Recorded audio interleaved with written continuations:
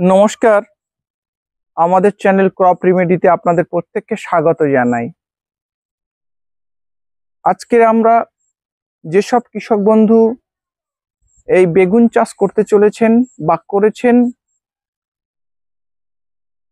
এই বেগুন চাষের সবচেয়ে বড় সমস্যা বেগুনের ডগা এবং ফল ছিদ্রকারী, কাণ্ড ছিদ্রকারী যে পোকা, এর আক্রমণে চাষি ভাইরা একেবারে জেরবার হয়ে পড়েন।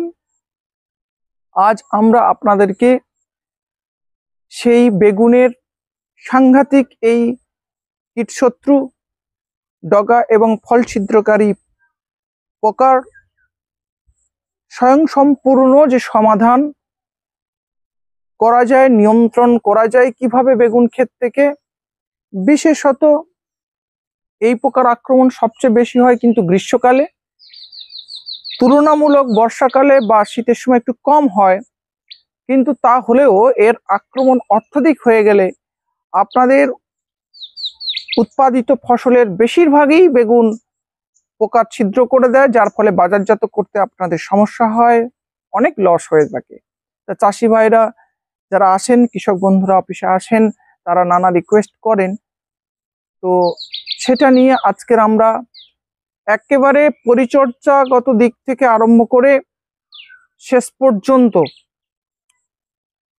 পোকা আক্রমণ হওয়ার আগে কেমন করবেন, পোকা আক্রমণের পরে কেমন করবেন, কিংবা বেগুন গাছের চারাটা যখন নার্সারিতে তৈরি করছেন সে সময় আপনারা কি কি ব্যবস্থাপনা নেবেন যাতে আপনাদের এই ডগ ছিদ্রকারী, ফল ছিদ্রকারী এবং পোকাটা, কাণ্ড ছিদ্রকারী এই পোকাটার আক্রমণ আপনাদের অনেকটা কমানো যায়, এতে না আসে, সেই নিয়ে আজকের এই আমাদের আপনাদেরকে বলবো। আপনাদেরকে এই পোকাটাকে একটু চিনতে হবে। কিভাবে চিনবেন?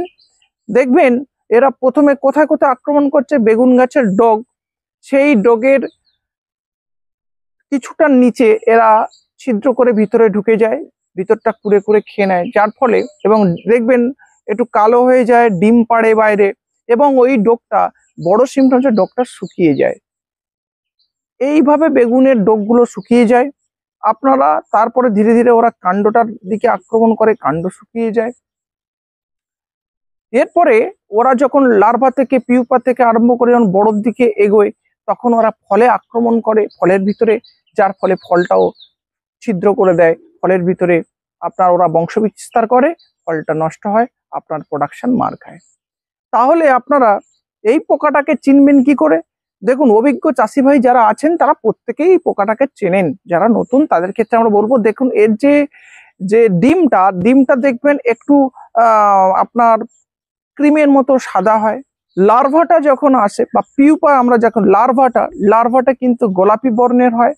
আবার যখন পিউপা স্টেজে আসে সেটা ধূসর বর্ণের হয়ে যায়, আর তারপরে পূর্ণাঙ্গ মতে যখন রূপান্তরিত হচ্ছে মিডিয়াম সাইজের মত হয়। এর সামনের ডানাগুলো কালো এবং বাদামি হয়, কিন্তু উপরে সাদা স্পট বা বিন্দু বিন্দু সাদা স্পট থাকে।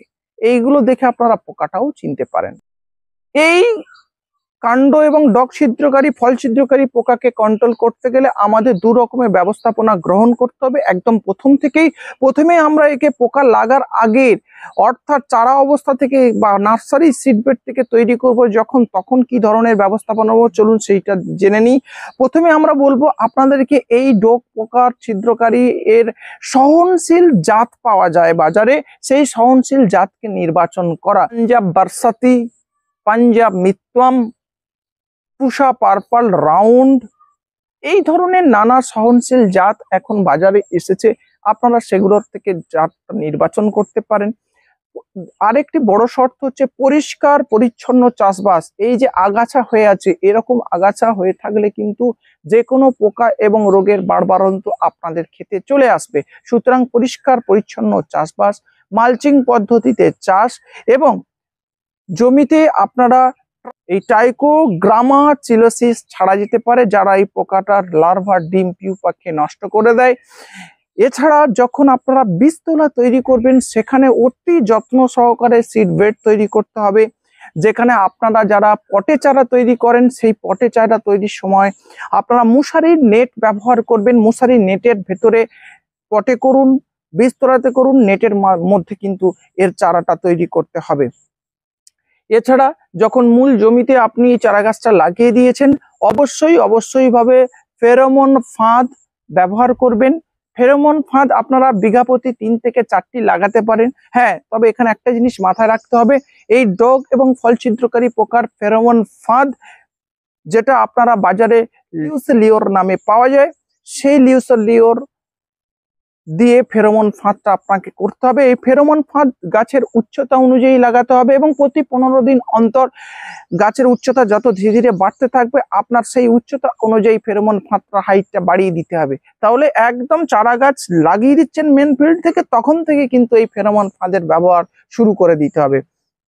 এছাড়া আর একটি ভালো কৌশল আছে, আর একটি ভালো পদ্ধতি আছে, যেটা আপনারা যে মূল ফিল্ডে যে বেগুন গাছটি লাগাবেন তার চারিদিকে ফাঁদ ফসল হিসাবে বা বেড়া ফাঁদ হিসাবে আপনারা বরবটি কিংবা অড়হর গাছ লাগাতে পারেন। এরা কিন্তু ওই পোকার আক্রমণ আপনার ক্ষেতে পৌঁছাতে দেবে না, তারা ওই বরবটি এবং অড়হর গাছে কিন্তু আক্রান্ত হবে, আপনার মূল জমিতে এরা যাবে না। আপনারা মূল জমিতে চারা বসাচ্ছেন, চারা বসানোর 7 থেকে 10 দিন পর থেকে কার্বোফ্লুরান 3G এটা প্রতিটা মাদাতে আপনারা 10 গ্রাম করে দিয়ে যাবেন এবং এটা দেওয়ার ঠিক 15-20 দিন পরে 4-10G এটাও আপনারা 10 গ্রাম করে গাছের গোড়ার মাদাতে অবশ্যই ভাবে দেবেন। এবার আসি, যদি আপনার মূল ক্ষেতে পোকা আক্রমণ করে দেয় বা আপনি যখন দেখছেন 2-1টা গাছে এরকম ডোক শুকিয়ে যাচ্ছে এবং ডোকের গোড়ায় দেখলেন সেখানে পোকার ছিদ্র করেছে, পোকা ভিতরে রয়েছে, তাহলে প্রথম কাজ এই আক্রান্ত অংশ ডোকগুলো কেটে তুলে নষ্ট করে দিতে হবে। কিভাবে? ওই আক্রান্ত অংশগুলো কোনো একটা ছুরি কিংবা ব্লেড দিয়ে কেটে নিলেন, নিয়ে একটা থলির মধ্যে রাখবেন, বাগানের মধ্যে দয়া করে ফেলবেন না, বাগানের বাইরে মাটির মধ্যে পুঁতে দেবেন, নাম্বার 1। নাম্বার 2, যখন ডোকটা কাটবেন দেখবেন ওই ডগের 6 থেকে 8 ইঞ্চি নিচ থেকে এটা কেটে নেবেন। প্রতি বছর আপনারা বেগুন চাষ করবেন না, ক্রপ রোটেশন করবেন এবং চাপান সার হিসেবে কিংবা মূল সারের সাথে অবশ্যই ভাবে নিম খোলের ব্যবহারটা করবেন। এবারে চলে আসি আমরা জৈব পদ্ধতিতে বা ঘরোয়া পদ্ধতিতে কিভাবে প্রথমে নিয়ন্ত্রণ করা যায়। জৈব পদ্ধতি ক্ষেত্রে যদি বলি, তাহলে একদম গাছের চারা বয়স থেকে গাছটি বসানোর 15-20 দিন পর থেকে আপনারা নিম তেল বা অ্যাজাডিরেক্টিন 10,000 ppm লিটারে 3 ml, মাথায় রাখবেন ডোজটা লিটারে 3 ml দিয়ে আপনারা প্রতি 15-20 দিন অন্তর বা 10 দিন অন্তর আপনারা এটা স্প্রে করে যেতে পারেন। তাহলে আপনাদের গাছে কিন্তু এই ধরনের কোনো প্রকার আক্রমণ বা বেগুনের পোকা ছাড়াও মাকড় বা অন্যান্য সাদামাছি এরা কিন্তু আক্রমণ করবে না, যদি আপনারা নিম তেলটা প্রথম থেকে ব্যবহার করে থাকেন।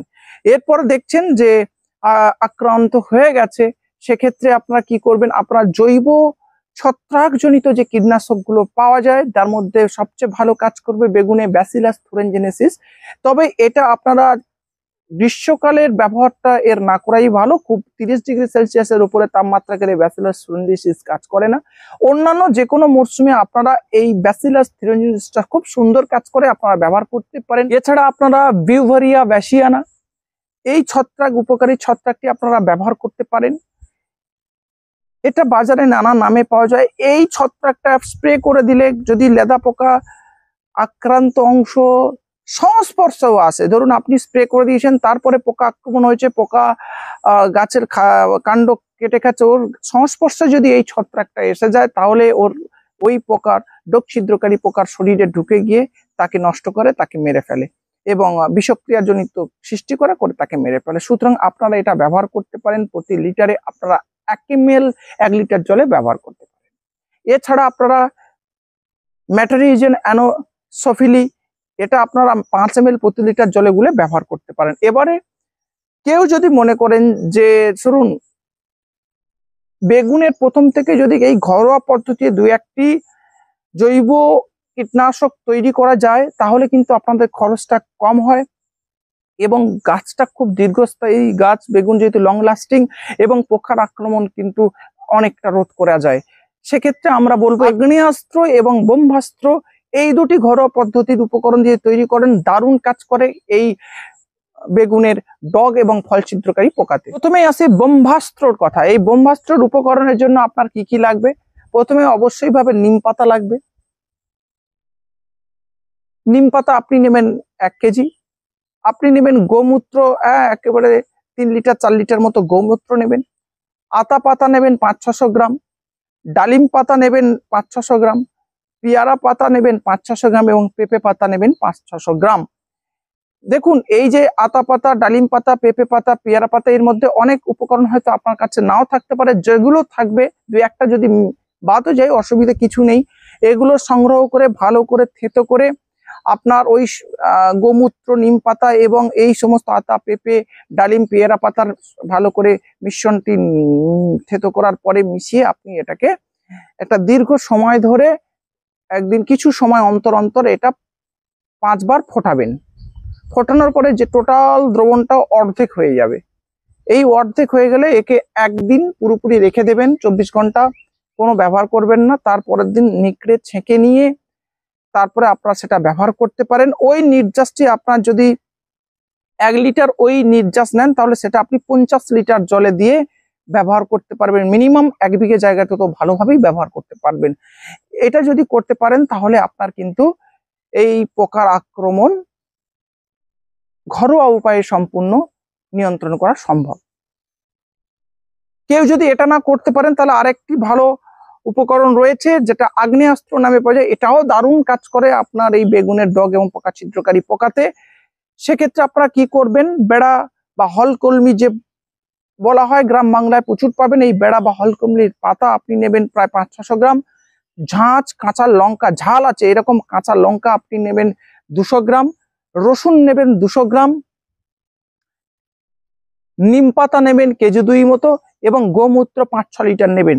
এই যে সমস্ত উপকরণগুলো নিয়ে একসাথে থেতো করে ওই গোমূত্রের সাথে মিশিয়ে এটাও আপনার কিছু সময় অন্তর করে 5 বার ফোটাবেন। ফোটানোর পরে লিকুইডটার অর্ধেক হয়ে যাবে। অর্ধেক হয়ে যাওয়ার পরে এটা ছেঁকে নিয়ে, এটা কিন্তু একদিন রাখার প্রয়োজন নেই, ছেঁকে নিয়ে ঠান্ডা হয়ে গেলে আপনার বাগানে স্প্রে করতে পারেন। এটা ওই 1 লিটার জল 50 লিটার জলে দিয়ে আপনারা কিন্তু স্প্রে করতে পারবেন।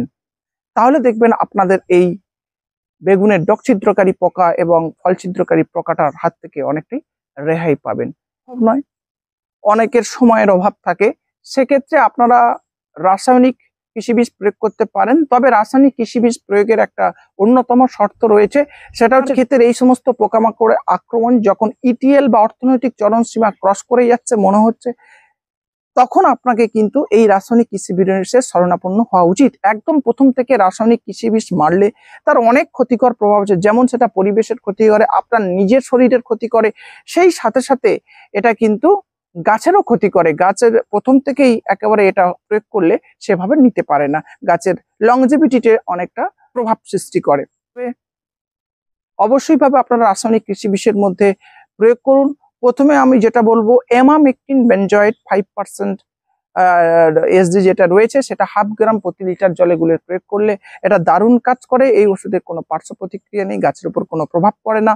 এছাড়া আপনারা করতে পারেন কোরান টেরিডোপোল প্লাস থায়োমেথাক্সাম রয়েছে। কোরান টেরিডোপোল প্লাস থায়োমেথাক্সাম এটা আপনারা 6 গ্রাম প্রতি 15 লিটার জলে গুলে স্প্রে করতে পারেন, বা যাদের 10 লিটার ব্যারেল তারা 4 গ্রাম দিয়ে এটা স্প্রে করতে পারেন। এছাড়া আপনারা ল্যামডা সাইলোমেথ্রিন প্লাস আপনার থায়োমেথাক্সাম রয়েছে, এটা 1/2 ml প্রতি লিটার জলে গুলে স্প্রে করতে পারেন। অথবা আপনারা ফ্লুভেন্ডামাইড 20% WG এটা আপনারা 7 গ্রাম প্রতি 10 লিটার জলে গুলে স্প্রে করতে পারেন। অথবা আপনারা কিটাপ পাউডার কার্টাপ হাইড্রোক্লোরাইড 50% ST এটা 1 গ্রাম 1 লিটার জলে গুলে স্প্রে করতে পারেন। যে কোনো একটি স্প্রে করবেন, একসাথে অনেকগুলো রাসায়নিক কৃষি বীজ একসাথে মিশিয়ে দয়া করে স্প্রে করবেন না। যে কোনো একটি কৃষি বীজ স্প্রে করবেন 15-20 দিন অন্তর, একটু ঘুরিয়ে ফিরিয়ে 2-1টা ওষুধ কিনে ঘুরিয়ে ফিরিয়ে স্প্রে করুন। তাহলে দেখবেন আপনাদের এই বেগুনের সাংঘাতিক ডগ ছিদ্রকারী পোকা বা ফল ছিদ্রকারী পোকার হাত থেকে আপনারা রেহাই পাবেন। আর আমাদের এই পরামর্শ যদি আপনাদের ভালো লেগে থাকে, আপনাদের কাজে লেগে থাকে, তাহলে আমাদের চ্যানেলটি দয়া করে সাবস্ক্রাইব করুন, পাশাপাশি কৃষক বন্ধুর মধ্যে চ্যানেলটি ছড়িয়ে দিন। এবং আপনাদের কিছু জানার থাকলে তাহলে আমাদের কমেন্ট বক্সে আপনারা লিখতে পারেন। এছাড়া আপনাদের কৃষি সংক্রান্ত যাবতীয় পরামর্শের জন্য আপনাদের নিকটবর্তী যে কৃষি অফিস আছে সেখানে গিয়ে কৃষি অফিসের কার্যালয়ে কৃষি বিশেষজ্ঞের পরামর্শ নিন। ভালো থাকুন, সুস্থ থাকুন, পরিবেশ বান্ধব চাষ করুন, বিজ্ঞানসম্মত উপায়ে চাষ করুন। ধন্যবাদ।